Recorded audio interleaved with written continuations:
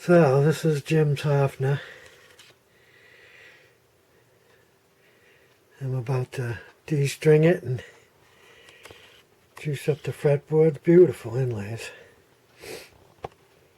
And this has got some crazy electronics in it. You can see it's got what they call a treble boost and a fuzz and tremolo, the old coil spring. And so the switch right there, that three-way switch, is a little funky. Right now the output of the bridge pickup is really low. So I haven't plugged it into, I haven't tried the boost and the fuzz to see how well they work. We'll come out a little bit and get a wider view. But I'm going to de-string that, and we'll start off by getting some Howard's feeding wax on that fretboard. Looks pretty dry. And then polish up the frets. And then later on I'll pull all those electronics out and show you.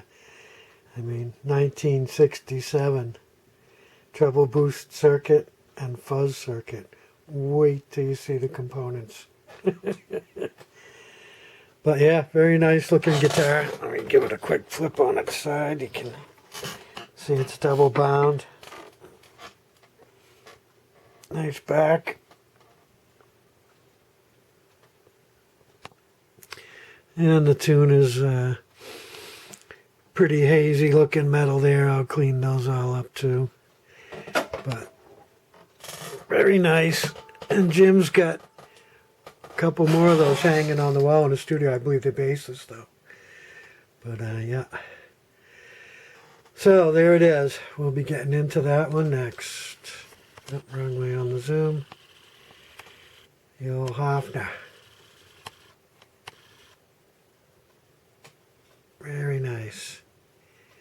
So hopefully it'll look a lot nicer when I'm done with it. Okay. Bunch of Hofner parts here. Taking all the tuners out and cleaned them up. They were pretty ugly. Got the bridge apart now. I'm about to polish that up with a little metal polish. Cleaned up the trim spring. That was all corroded. This is vinegar. Soaked it in a little vinegar for a while. And yep, that's what's cooking. I was on the phone with Jim this morning. Ordered up the electroluminescent backlights for the MKS 20s. And some relays. They have a bypass relay that bypasses the audio signal when you first turn it on, so you don't get speaker pop or whatever. And you probably noticed that in some of your stereo equipment when you turn it on and there's a couple of seconds and you hear that relay click, and then there's a quick rubbing on that. Looks pretty nice. The selector switch for the pickups was really funky feeling. You couldn't feel the detents. The output on the bridge pickup was super low, and so when I pulled that out, I saw that there's like a little roll of barrel in there that actually moves the contacts, and that had twisted, I don't know, 10 or 15 degrees off to the side. And so what that did was, number one, it wasn't moving the contacts properly, and number two, it pulled the detent out of the position it was supposed to be in. So I hit that with some of the Howard's feeding wax. Looks good. And we're missing one of the string tuner ferrules. There was no high E one on there. So, gotta go online and try and find those. These are large diameter. I believe they're more than 1/4 of an inch. This is German made. But it's a real tight tolerance, as you can see on the shaft, so got to get the right one, and that's what you want. A nice tight one on there will eliminate all slop at the top. I imagine he must have been having a hell of a time trying to keep it in tune like that. But that's where we're at now. We'll come back to it. Okay, so this is what I was working on today. This is Jim's Hofner. And it's a 6-string. Beautiful inlays. I love the inlays on the neck. And this was pretty dirty. I think I have some before video. We'll throw that up and show what it looked like. So I cleaned up all the chrome, cleaned up the pickups and stuff. This switch was messed up inside, and so I've got that all set, cleaned up the contacts. I haven't tested it yet. I will when I restring it. This has a built-in Treble Boost and a Fuzz Boost. So we got this switch where you have T, F, and T and F. Obviously that's treble, fuzz, and both. On-off switch for that. Battery goes right here. I pulled off all the tuners and cleaned those up. They were pretty ugly. It is missing one bushing from the high E, although the tuner peg is pretty stable without it. I'm impressed with that, but it's a really nice guitar. 1967. I want to say 459. I actually cleaned up the spring. It's got a coil spring there. It was pretty hideous. And so soaked that in vinegar and cleaned all the corrosion off of that. At the bridge, I just cleaned that all up. Give it a quick polish. Hit the wood with the Howard's Feed and Wax. Same thing, the fretboard was dry. I think I have before video of that. We'll edit some of that in there. That was dry, so that actually got a couple of rounds of Howard's. But yeah, so I'll restring this up. I think I have a set of 10s. I know Jimmy likes heavier strings. And hopefully we'll get this back to him by Monday maybe. Pretty interesting. I think initially when I tested it, the output was super low on this bridge pickup, but I think it was because of the messed up stuff going on with the switch. So the detents wasn't dropping into the detents before. It's kind of like a barrel roller in there, and that had turned like 10 or 15 degrees out of whack. And so when I straighten that out, it moves the contacts the way it should now, and the detent snaps right in there like it should. And so I ran a diamond file through the contact points in there. So that's nice. Let's see, cleaned up the peg there. That was pretty hideous. And just, basically cleaned it up overall. Of course, it's got my fingerprints all over it again now. But interesting Hofner. I never knew they made these. I thought they were just a violin bass manufacturer. They're out of Germany. So that's what's happening there. Another Jimmy Plunkett project. Pretty headstock. Nice looking. I like the nut too, with the stripe down the middle of it. But very cool. So, nice match back. Little buckle rash there. Somebody was playing with a belt. Yeah, it's got a couple of dings here and there.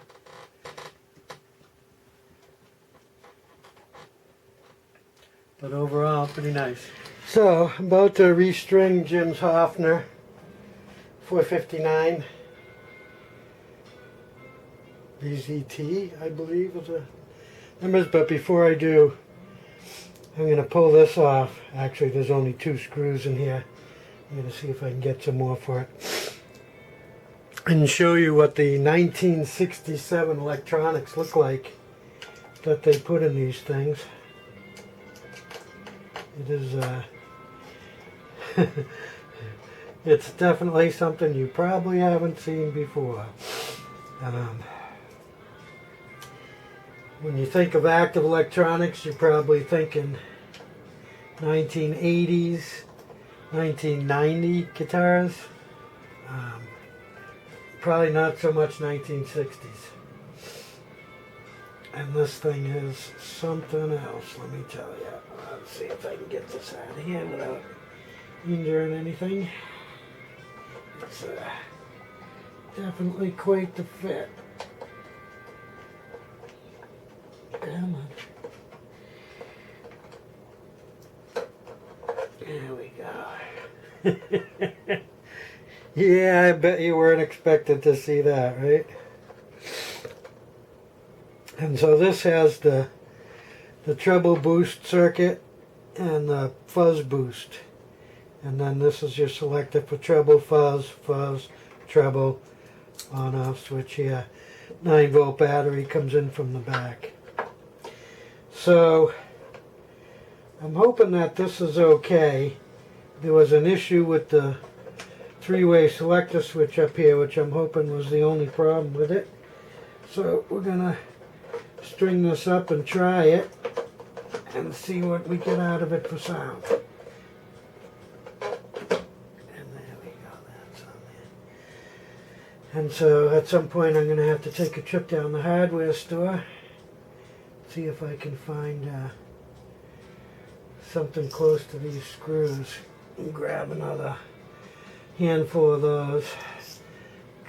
This is all that was in it when Jim handed it off to me. There should be 1, 2, 3, 4, 5, 6, 7 more. So we have 2 of the 9.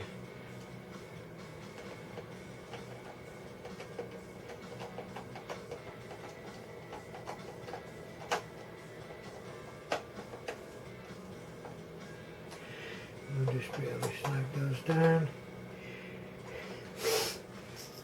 So this was funky. So this bridge just sits on the top. It's got a pin that comes out of this pick guard that goes into it. And you just kind of guess on the positioning. This is the drum spring. So we'll throw a set of 46 to 10s on there, a 10 to 46, whichever way you want.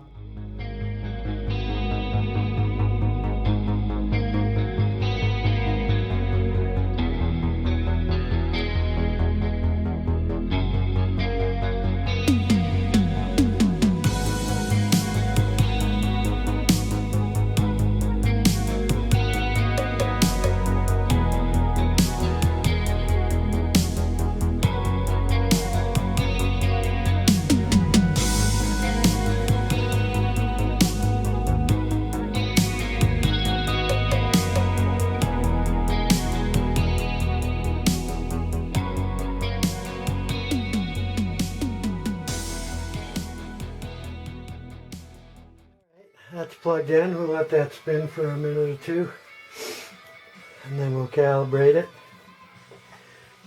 Got the trusty 440 fork, because calibration circuits are never perfect on these things.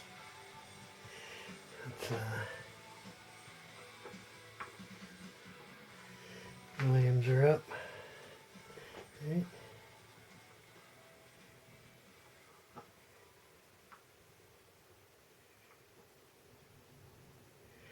I don't know which way is which, we'll see.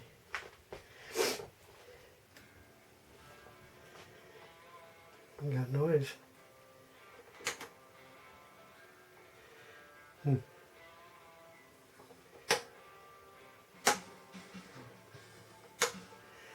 So, it does things.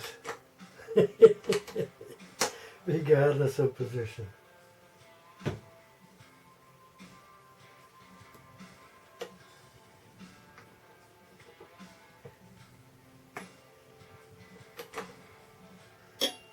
No. There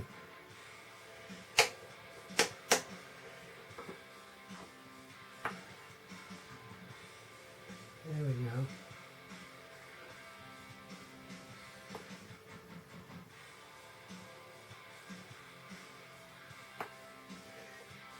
Not on the right note.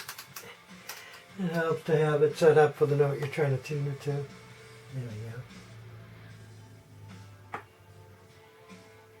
It looks pretty good to me. Okay.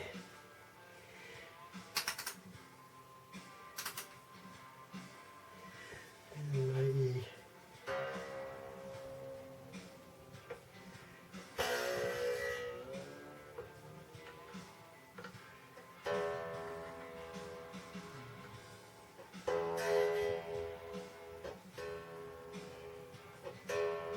That's probably going to go way sharp.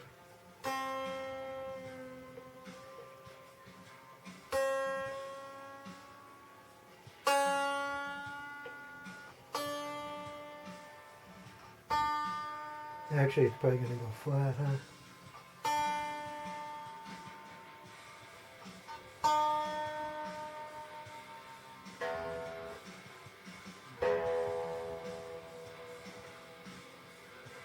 Yeah, it'll go flat as I tighten everything up.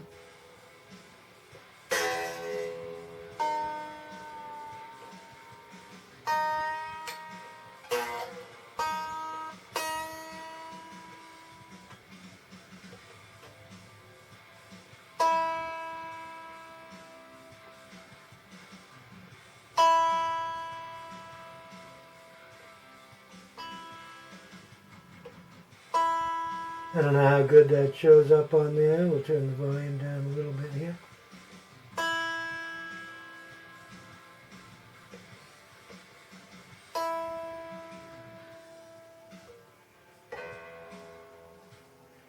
So that's actually staying sharp. That's fine. We'll leave that sharp for now. We got plenty to tighten up here.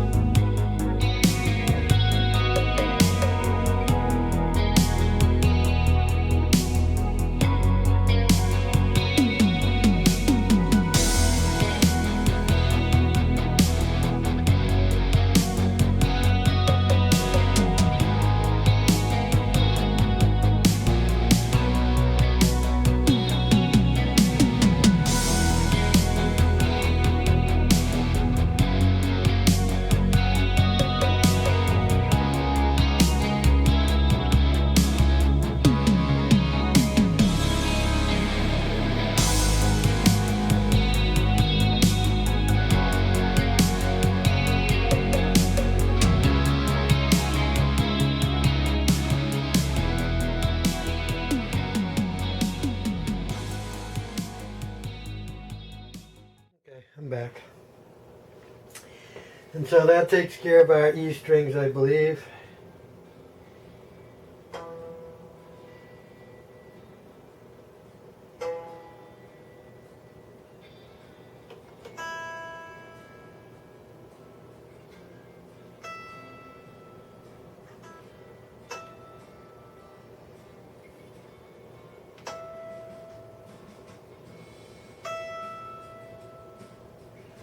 Okay, let's move on to the A.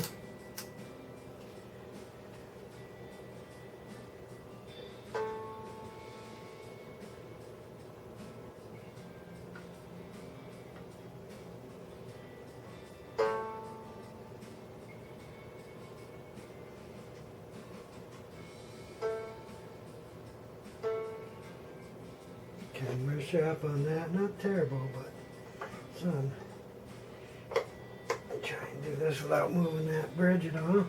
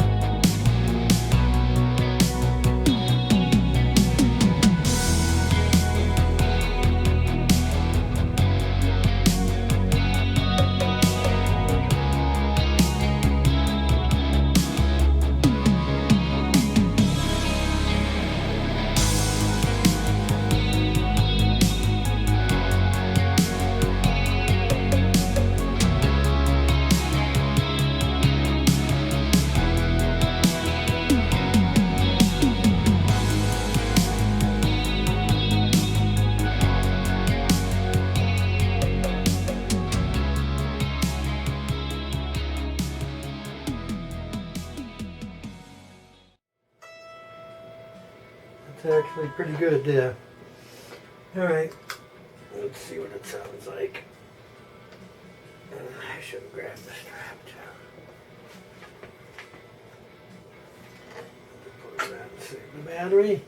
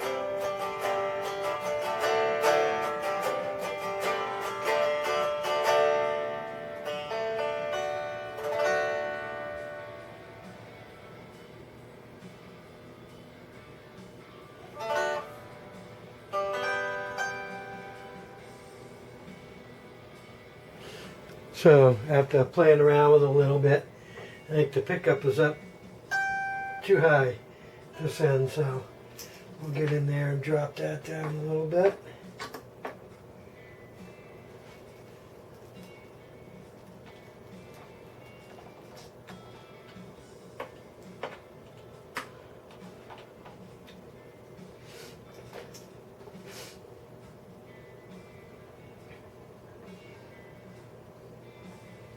Yeah, that's a little better. That was way too far up there. Alright, I suppose I'll go take it in the other room and plug it into the Focusrite. We'll test out the Treble Boost and the Fuzz Boost, make sure those are happy. And then we'll check that switch. I think that's all going to be fine. And then I'll go get 7 more screws for that, and we should be all set. So there it is, nice old 67 Hofner, ready to go back to its owner. Yahoo! And wait till you see the guitar Jim just gave me. Whew, something else.